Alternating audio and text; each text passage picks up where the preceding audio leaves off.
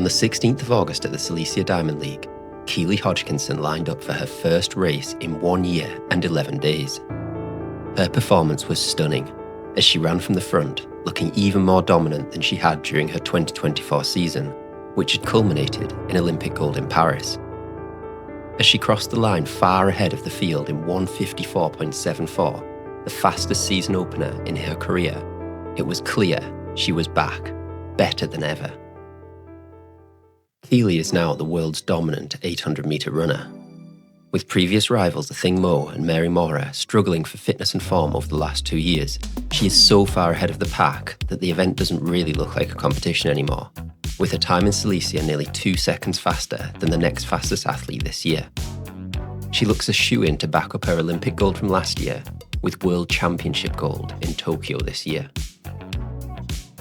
But in the 800 metres, being a generational talent dominating in 2025 is entirely different from being able to break the world record and put yourself in contention as one of the greatest of all time.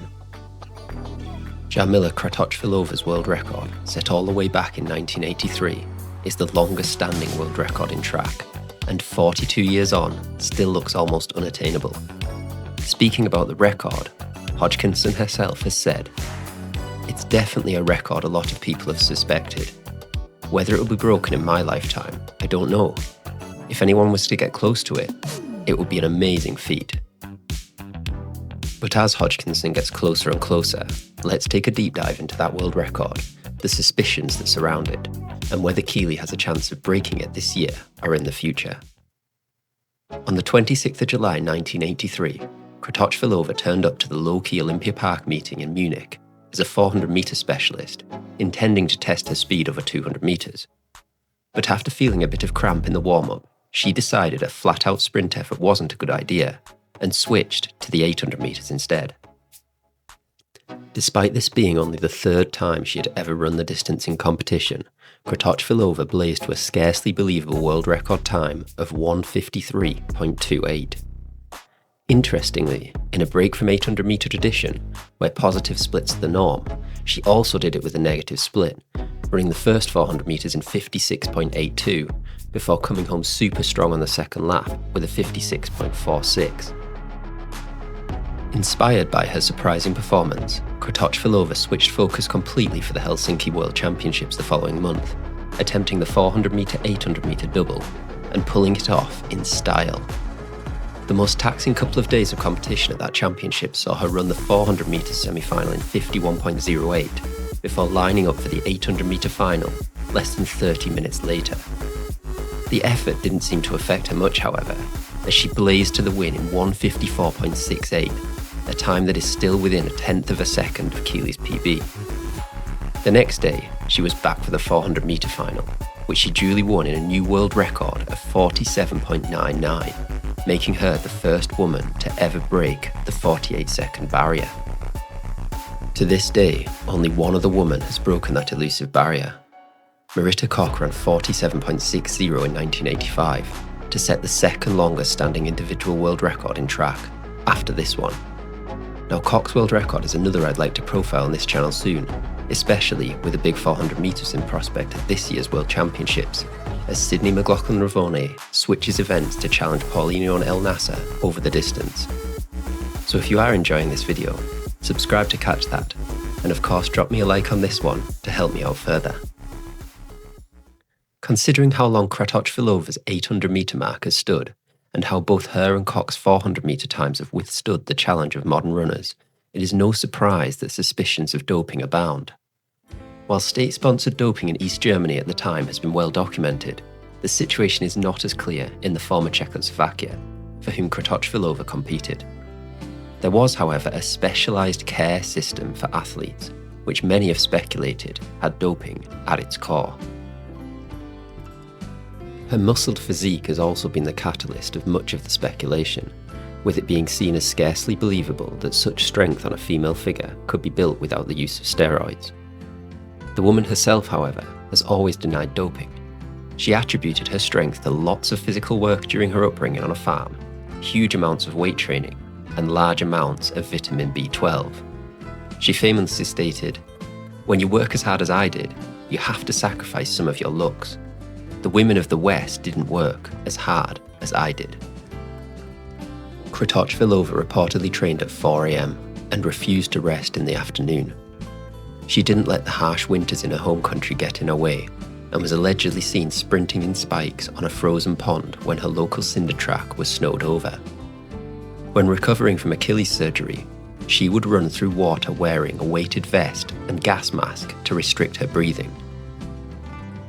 She was clearly a hard worker, with incredible dedication to her craft, but that can't detract from the likelihood that doping was key to her success. The timing of her world records and best performances also fits the doping narrative. She set all of her personal bests from 1981 onwards, the year she turned 30, which seems incredibly suspicious, especially in the shorter distances she ran.